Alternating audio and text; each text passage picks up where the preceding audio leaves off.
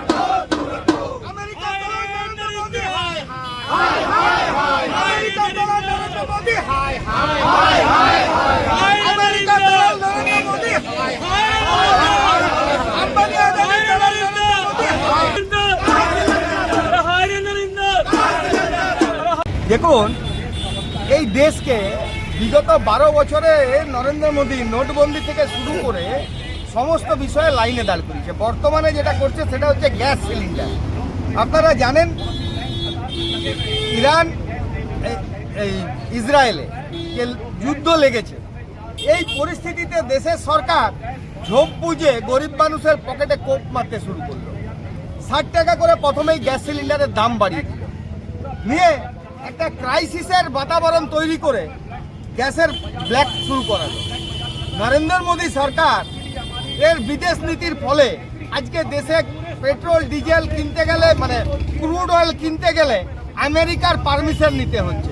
কারণ নরেন্দ্র মোদী আম্বানির দালালি করে আর এপস্টিনের ভয়ে নরেন্দ্র মোদী ট্রাম্পের কাছে সারেন্ডার করে দিয়েছে। দুর্ভাগ্য দেশের যে এরকম একজন নাকি মজবুত প্রধানমন্ত্রী নাকি বিশ্বগুরু তৈরি বেনে আছে। এই বিশ্বগুরু দেশের মানুষকে রান্নার গ্যাস সাপ্লাই মানে নর্মাল করতে পারছে না। এই বিশ্বগুরুর জন্য আজকে হাজার হাজার রেস্টুরেন্ট বন্ধ হচ্ছে। এই বিশ্বগুরুর জন্য মিড ডে মিলের খাবার বলছে এক পদে দিতে হচ্ছে। এই বিশ্বগুরুর জন্য গ্যাসের অভাবের জন্য হসপিটালে রান্না কি করে হবে, রোগীরা কি খাবার পাবে, তার জন্য চিন্তিত প্রশাসন। আজকে এই গ্যাস সিলিন্ডারের জন্য নরেন্দ্র মোদী কি বলেছিল যে নাকি নালা থেকে গ্যাস তৈরি হয়। প্রভু, আপনি তো স্যার আইজ্যাক নিউটনের পরে মনে হয় জন্ম হয়েছে আপনার, যদিও আপনি মানুষ নন। আপনি তো নিজেই বলেছেন আপনি বায়োলজিক্যাল নন বায়োলজিক্যাল। একটু ভারতবর্ষের মানুষকে প্রভু আপনি বুঝিয়ে দিন যে ওই নালা থেকে গ্যাস কি করে সিলিন্ডারে ঢুকে রান্না করবে মানুষ। আজকে সেই পুরনো দিনে আমাদেরকে ফিরিয়ে নিয়ে যাচ্ছে, উনুন কাঠ কয়লার জামানায় ফিরিয়ে নিয়ে যাচ্ছে। আমরা ঘুটে কাঠ কয়লা সব জোগাড় করে এনেছি, তাতে ভাত চাপিয়েছি, যা রান্না হবে আমরা এতেই খাবো। আমরা বোঝাই এসে একটু পরেই হয়তো কলকাতার বুকে মোদি বলবে যে আমি বাংলার পরিবর্তন করতে চাই। আপনার এই পরিবর্তন 12 বছরে ভারতবর্ষের মানুষ দেখে নিয়েছে। আপনি ভারতবর্ষের মানুষকে লাইনে দাঁড় করিয়ে মৃত্যুর মিছিল তৈরি করেছেন। আজকে গ্যাস সিলিন্ডারে ব্ল্যাক মানি হচ্ছে কেন? সরকার ব্যর্থ, সমস্ত দিক থেকে ব্যর্থ, আর আমেরিকার গুলাম বানিয়ে দিয়েছে ভারতবর্ষকে। কারণ এপস্টিন ফাইলে মোদি এবং মোদির মন্ত্রীদের নাম আছে সেক্স র্যাকেটে, মোদির নাম আছে মোদির বন্ধু আদানির বিরুদ্ধে আমেরিকার সুপ্রিম কোর্টে কেস চলছে, জেল হবে। তার ভয়ে মোদি ট্রাম্পের কথায় বাঁদর নাচার মতো নাচছে। তাই আমাদের দুর্ভাগ্য, হাই রে নরেন্দ্র কাহা সারেন্ডার। আমার নাম প্রসেনজিৎ পুইতন্ডি, পশ্চিমবঙ্গ প্রদেশ কংগ্রেস কমিটির সম্পাদক। উনি ডায়লগ মারছেন যে গ্যাসের দাম বাড়বে না, কিন্তু তারপরের দিনকে আমরা দেখতে পাচ্ছি গ্যাসের দাম 60 টাকা বেড়ে যাচ্ছে, পেট্রোলের দাম বাড়বে না, পেট্রোলের দাম বাড়ছে। আজকে দেখতে পাচ্ছি ঘন্টার পর ঘন্টা মানুষকে রাস্তায় দাঁড়িয়ে থাকতে হচ্ছে একটা সিলিন্ডার পাওয়ার জন্য। উনি বলছেন সব জায়গায় গ্যাস নাকি অ্যাভেলেবেল। তো এইভাবে জুমলাবাজি আর পশ্চিমবঙ্গে বা সাধারণ গোটা দেশের মানুষ কতদিন সহ্য করবে? ওনার জুমলাবাজির জন্য আজকে গোটা ভারতবর্ষের মানুষের আজকে এই অবস্থা হচ্ছে। উনি কম্প্রোমাইজ, এটা গোটা ভারতবর্ষের মানুষ বুঝে গেছে। নরেন্দ্র মোদী আজকে ডেটে কম্প্রোমাইজ উনি গোটা ভারতবর্ষ বুঝিয়ে দিয়েছেন। আজকে আমাদের প্রদর্শন এই জন্য অবিলম্বে গ্যাসকে অ্যাভেলেবেল করতে হবে, সাধারণ মানুষ যেন গ্যাস অ্যাভেলেবেল পায়। আমরা দেখতে পাচ্ছি 5 স্টারের মতো হোটেলে কিন্তু চুলা চালু করতে হচ্ছে, 5 স্টার হোটেলে কয়লা দিয়ে রান্না করতে হচ্ছে। তো আমাদের দেশকে কোথায় নিয়ে যাচ্ছে? আস্তে আস্তে তো আমরা দেখতে পাচ্ছি সেই আদিম মানবে ফিরে আসছি। এই আদিম মানবে যেন না ফিরি, এই বিজেপি আমরা দেখতে পাচ্ছি ধর্ম থেকে আরম্ভ করে এইসব করে গোটা দেশকে আদিম মানবে নিয়ে যাওয়ার চেষ্টা করছে। আজকে আমরা দেখতে পাচ্ছি গ্যাস ফ্যাস মানুষের কাছ থেকে কেড়ে আবার সেই চুলায় ফিরে নিয়ে যাচ্ছে। আমরা আজকে এই জন্যই প্রদর্শন করলাম, অবিলম্বে গ্যাস যেন অ্যাভেলেবেল হয়, গ্যাসের দাম যেন কমে, পেট্রোল ডিজেল যেন অ্যাভেলেবেল হয়, ওগুলো যেন দাম কমে। এটাই আজকে আমাদের দাবি।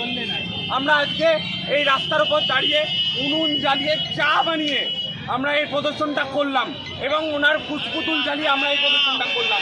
চা এই জন্যই বানালাম, উনি তো ভালো রকম জানেন চা কেমন করে বানাতে হয়।